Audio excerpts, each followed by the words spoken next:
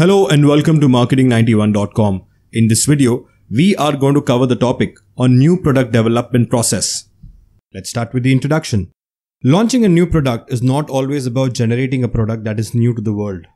As a fact, according to Kotler, hardly 10% of all the new products are actually innovative and unique to the market.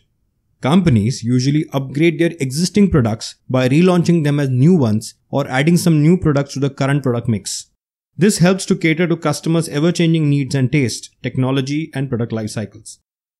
Moving further, irrespective of the type of the new product developed, its process can be simply broken down into 8 different stages, which are: first, idea generation; second, idea screening; third, concept development and testing; fourth, marketing strategy; fifth, business analysis; sixth, product development; seventh, test marketing; and finally, commercialization.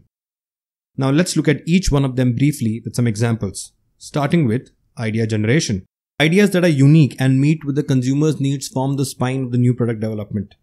It is the most important step in developing any new product, and they arise from market opportunities that can be innumerable. This stage suggests creating a large pool of ideas from both internal and external sources using numerous techniques. Internal sources consist of the research and development department and employees of the firm. External sources include end customers, channels of distribution, competitors, and other sources such as consultants, communities, government agencies, market research firms, commercial laboratories, etc. Now let's look at an example. Google. Google's most prominent management philosophy is the 20% time policy, which was created by Google founders Larry Page and Sergey Brin in 2004. In this policy, the company had been encouraging its employees to dedicate 20% of their time to side projects, which is one of the primary reasons why it remains as one of the most innovative companies in the world. It intended to give employees 1 full day per week to work on a Google-related passion project of their choice. The results have been unbelievable and revolutionizing, and their exhibits are Gmail, Google Maps, and Slack that started as side projects. Now moving on to stage 2 of idea screening. This stage involves the evaluation of the pool of innovative ideas and discarding the lesser effective ones. This is done by defining and evaluating the ideas based on the following elements. First, compatibility. Compatibility of the concept with the overall business objective.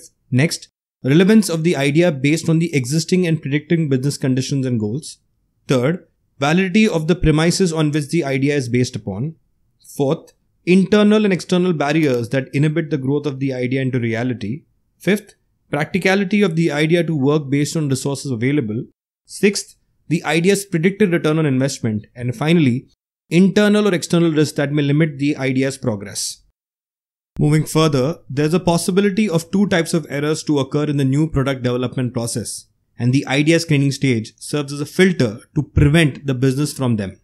These errors are drop error, that is discarding a good idea, and go error, going ahead with a bad idea. Example in this case could be, the television show Friends almost didn't see the light of the day, which was almost a drop error. The national broadcasting company's comedy show Friends enjoyed a good 10-year run from 1994 to 2004 as a continuing powerhouse for ratings. According to an internal NBC research report, the show nearly didn't see the light of the day as a pilot episode was reported as not very entertaining, clever or original, and was given a poor grade, scoring 41 out of 100. Example 2. My Starbucks idea. Howard Schultz in 2008 introduced the My Starbucks idea to increase further the company's focus on the customer and their wants. Starbucks on My Starbucks idea gave customers insight into what the company was doing and made them the feel of an insider. This idea has seen colossal success and has been the source of ideas such as Cake Pops, Hazelnut Macchiato, and free Wi-Fi.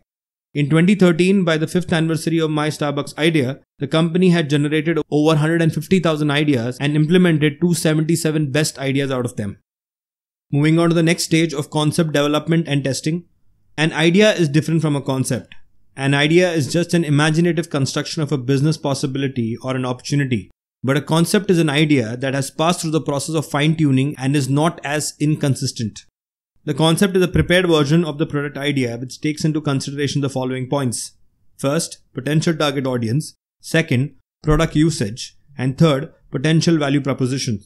Example, a fitness center could be a product idea. but a product concept would be more of a fitness center that focuses on giving yoga sessions to working women offline in the morning and online in the evening. An example of concept testing would be Lego Ideas. Lego as a brand has been leveraging crowdsourcing to design innovative new products through its Lego Ideas website. Users here are given a complete liberty to design their Lego products from scratch using their free software provided by Lego. The finished idea is then voted for by the consumers, and the most popular designs are finalized, manufactured and sold as Lego branded products, giving the original owner some royalties. Designs that gain 10,000 votes in 6 months are considered as eligible for review, where Lego then determines whether or not it will actually manufacture and sell the designs. Main reasons that the company reject designs after receiving good levels of support are IP infringement, inappropriate content for younger viewers, and design characteristics that would prove the project to be unprofitable. Moving on to the next stage of marketing strategy development. Once a concrete concept is finalized, the next step involves generating a marketing strategy for the new product. The marketing strategy is divided into 3 parts. First, a detailed summary of the target market size, structure and behaviors, the proposed value proposition, the product positioning strategy, sales size, market share and profit goals for the first few years. Next, an outline of the pricing strategy, distribution strategy and the required marketing budget for the 4th year. And finally, the marketing mix strategy and the planned long-term sales and profit goals. Next is stage 5, which is the business analysis. The next step after the product and its marketing strategy is finalized is the evaluation of the product as a business by reviewing the following points. First, expenses incurred in manufacturing, marketing and selling. Second, projected sales. And third, projected profits. The analysis is then compared with the firm's goal, and the product is sent for production only if the above stated factors satisfy the objectives. Moving on to stage 6, which is the product development stage. The product up to this stage only existed as a word description, a drawing or a prototype. After business analysis clarifies the product, the research and development department takes over for an actual product development.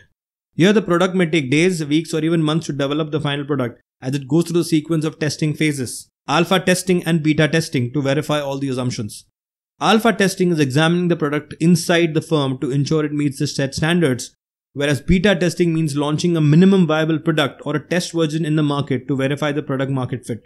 Nevertheless, it doesn't include testing the final end product or marketing strategy. The example here is of Samsung Note 7 failure. Samsung Galaxy's Note 7 failure is one of the examples of improper product development. The faulty batteries cost the consumer electronic giant $14.3 billion in losses in 2016. Moving on to stage 7, test marketing. After the product development stage, the product is then given a brand identity and introduced in a selected market segment as a pilot for testing. The product is taken into the next step and developed in full scale only after test marketing shows positive results. There are 3 kinds of test markets.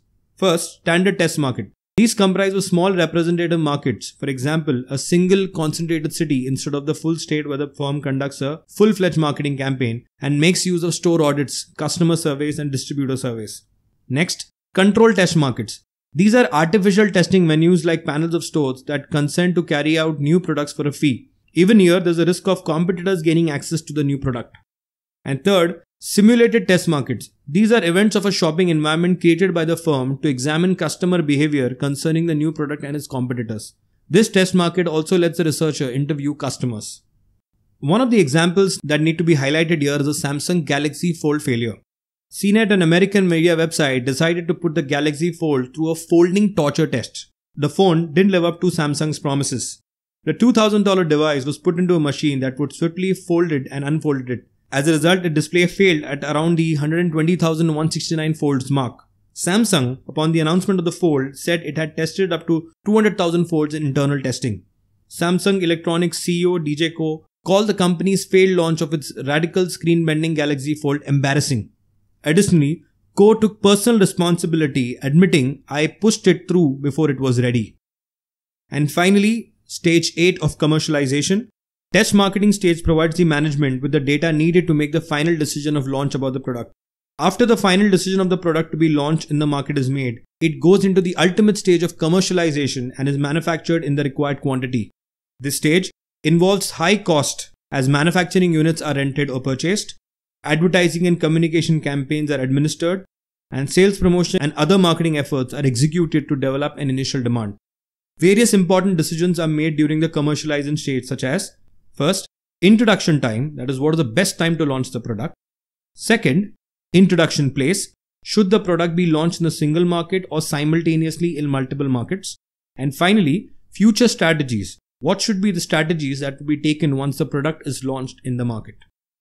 So that's it folks, this brings an end to the topic on new product development process, which entailed 8 stages. These are some of the sources and links referred to for the content in the video. If you've liked the video, do subscribe to our channel. If you want to view these videos in an organized manner, you can visit freecourses.net, where all our videos are arranged in the form of courses. Thank you and see you in the next video.